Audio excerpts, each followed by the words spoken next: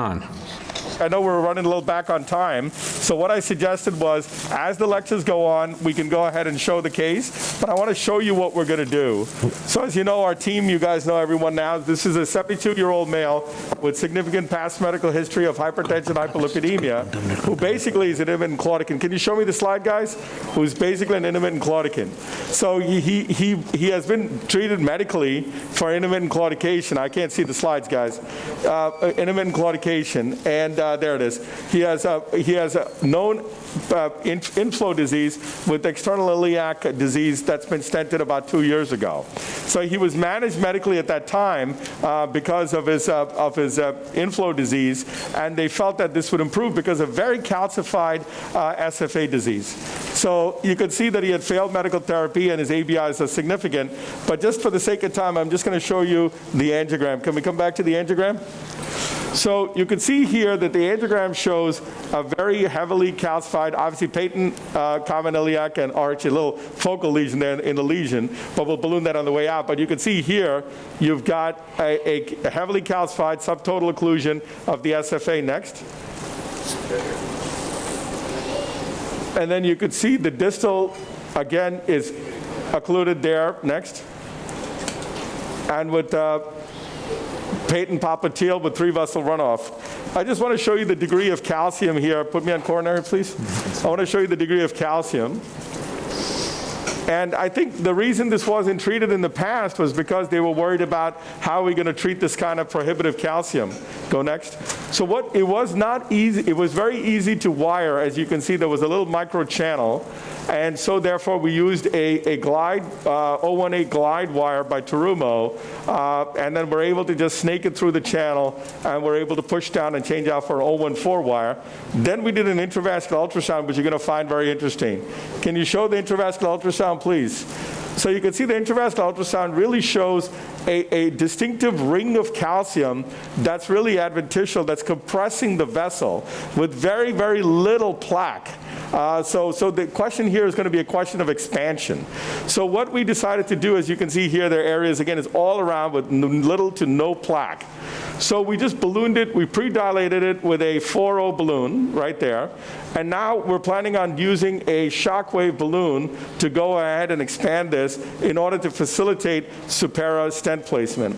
The one thing I was worried, and I just wanted to talk to everyone here, was that you could see in this balloon expansion the eccentricity of the calcium, and I was worried if we went ahead and ballooned it with a regular 6.0 Dorado or something like that, we would go ahead and rupture this. So therefore, we're going to use the shockwave balloon. As most of you know, it's a lithotripsy balloon. It goes up 30 cycles per second, 30 pulses per second per cycle, and you can do up to 180 pulses per catheter. My idea would be I'm choosing a luminal diameter was a 5.8, so I'm using a 5.5 shockwave. And again, it illustrates how intravascular ultrasound helps us to be able to decide the sizing of these catheters.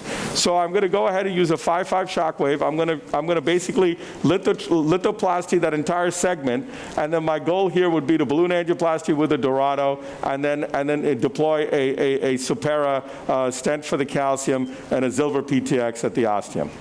So that's kind of what I'm going to do. I'm going to do it as we talk, just to catch up. I know we had a delay this morning because of the early lecture, so we're going to just try to get back on time.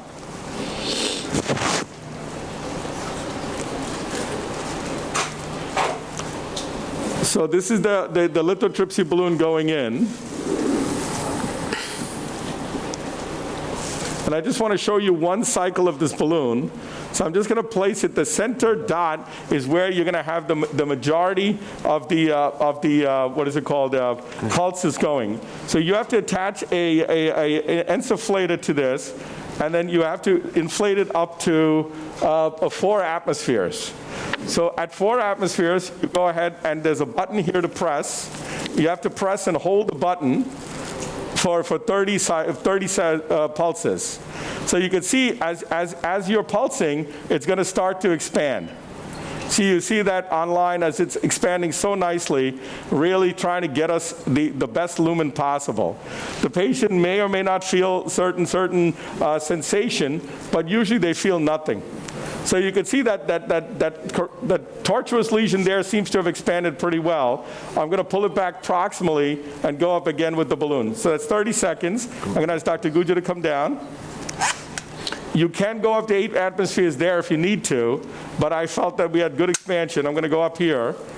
Go to 4 atmospheres, please. So, PK, what's the next size available after 5.5? I thought that we wanted to go 1.1 or so, even a little more aggressive. Did you think about going to 6, or did you want to be a little more conservative and then take your Dorado after the mechanism of shockwave? You know, Chris, it expanded pretty easily with the actual 4.0 balloon. So, and he did have some pain. So I think at this stage, I agree with you. I think if we need to go ahead and go up with another shockwave, we will. But I'm getting nice expansion with the balloon, as you see in that spot right there, as we're going up. So now I'm going to stop there. I'm going to go up to 8 atmospheres.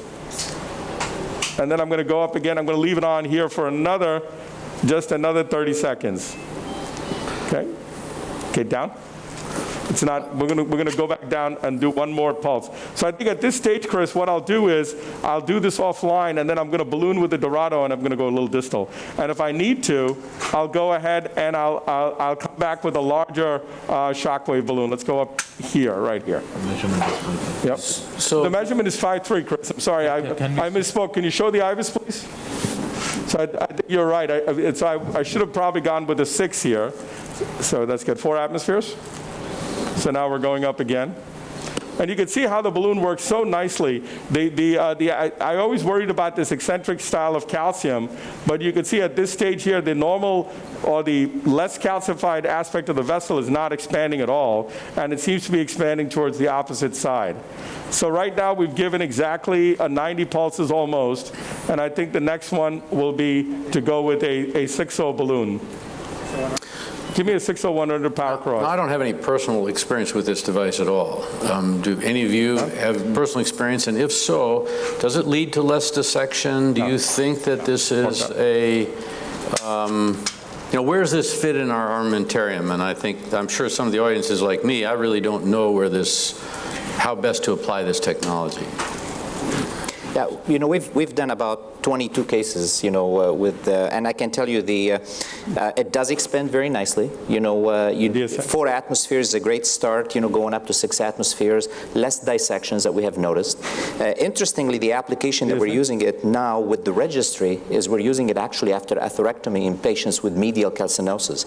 So after we do the rotational atherectomy, we apply actually the shockwave right after that with the idea of not just tackling the atherosclerotic calcium, but also the medial calcinosis portion. No. We've been pleasantly surprised. Now, we don't have a real big experience about your numbers, but the ability to expand without dissection is really pretty impressive. The only kicker is, right now, if you're doing this strategy in DCB, when you ask where it is in the armamentarium, now you're taking 2 expensive balloons, neither one of which is reimbursed. If you're in the registry, you at least recoup some of that by getting some patient reimbursement for being in a trial. Short of that, again, I've got a beautiful relationship with our hospital administrator who comes and says, Chris, can we think about it carefully? Real. Yeah.